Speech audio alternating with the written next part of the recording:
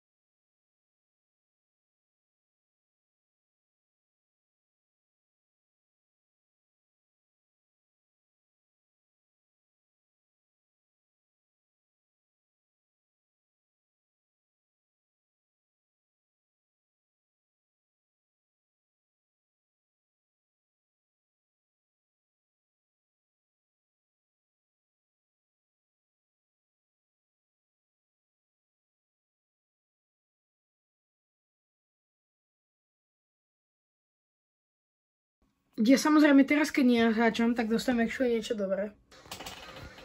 No ľudia, ako môžete vidieť, tak robím zaujímavú takú jednu metódu. Ako môžete vidieť, tak tu mám jednu ruku a tu mám druhú. Ani jednej nedržím ovládač a to je preto. Môj ovládač má na sebe gumičku. A dal som si autosettingy. Čiže síce mi event nedá žiadne peniaze. A je to čisto teoreticky nevadí, kvôli tomu, že by som mal dostať strašne veľa výspinov. No. A dal som si to Bugatti Divo. No to je že vraj kritická zákrta, čo sme práve prešli. No a ak táto metóda bude fungovať, tak by som mal mať Koenigsegg CZGT za chvíľinku. Dal som si 10 kg, ako môžete vidieť. Potom vám dám share code na môj custom blueprint, keby niekto z vás chcel. No, ľudia, druhý pokus získavania peňazí, ten Goliáš teda. Dám vám potom môj blueprint na môj závod, čo som vyrobil, 10 kolies, ako môžete vidieť. Chcem to najprv vyskúšať. No, Bugatti Divo, ako ste určite videli, neprešlo, bohužiaľ. To skúšam Mercedes AMG One. Mohol by, je to silné auto a má strašne dobré brzdy. Ale uvidím, pozriem prvé kolo a potom vám poviem čo.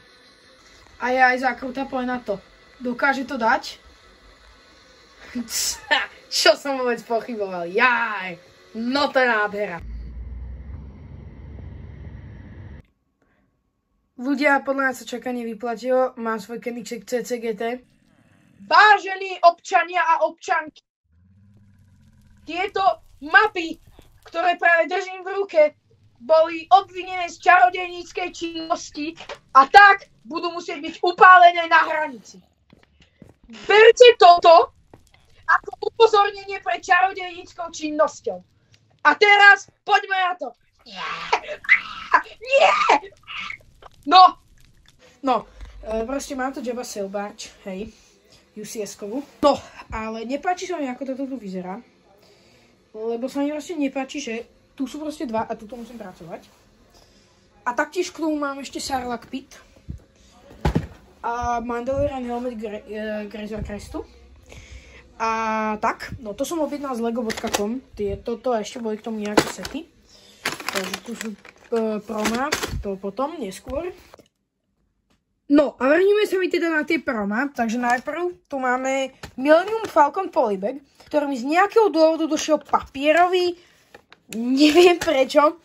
Mal som najprv teóriu, že to je možno európske, ale keby to bolo európske, tak by tu nebol vlastne počet dielikov, lebo ten na európske sety nedávajú. Toto je troška mysteriózne, ak to náhodou niekto viete, tak mi môžete napísať do komentárov. Takže máme tu Millennium Falcon Polybag. Inak ten Millennium Falcon nevyzerá zle. Nebudem ho stavať, lebo je to proste hlúposť, ktorú neviem, kam by som dal. Ale nevyzerá zle až na ten kokpit, ktorý na sebe nemá žiaden print. Takže to vyzerá proste, ako keby to bolo zastrekané aj to sklo. Takže tak. No, a potom tu teda máme hlavné promo z tohto 4. mája. a to je Camino Training Facility. Má to 110 dielikov. A tuto vlastne máte tých clone kadetov, jak sa volajú, a nejaké tie tréningové aparatúry. No, napríklad tuto majú nejakú úložnú skriňu na zbrane a potom tuto je nejaká divná vysoká väža s zbraňami asi, neviem.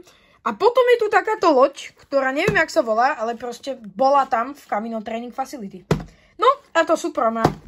Idem urobiť viac menej miesto na Jabba Sail Barge, lebo potrebujem ju niekam dať, aby som mohol tam dať Sarlacc pit, aby som mohol spraviť scénu.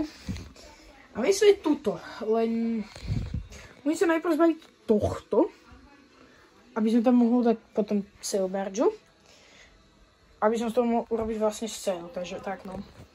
Ach jaj. Že ako určite vidíte, vypratal som policu. Tam sa nepozeráme, hej. Ale poviem tam na Jabba Sail Barge, že predtým je to veľmi prachové, ako môžete vidieť. Fuj. Takže musím to odprachovať. No, ľudia, odprachované, ale fuj. Toľko to tam bolo prachu. Idem to vyhodiť a ešte to musím poutierať a potom sa porozprávame, jak by som to chcel. No, čiže chcel by som to viac menej tak, že tu by som dal Sail Barge pozadia. Tú plaketu by som asi dal bez figúrok. A postavil by som Sarlacc pit možno. A by som to nejak dal. Poďme to vyskúšať. No, v podstate nejako takto, ale ako nie úplne. Sail Barge by mohlo byť vpredu. Taktiež, čo by mohlo byť, by mohlo mať pootvárané panely, aby bolo vidno, že čo sa vnútri odohráva. Že takto to vyzerá. Tu 6 sáčkov, 9 tieto vecičky a 2 návody. A keďže som rebel, ja si nedvojkou. No, ľudia, takto som to urobil. Máme tu vlastne Sarlacc pit. Tuto je scéna, ako Luke zhodil Boba Fetta do Sarlacc pita.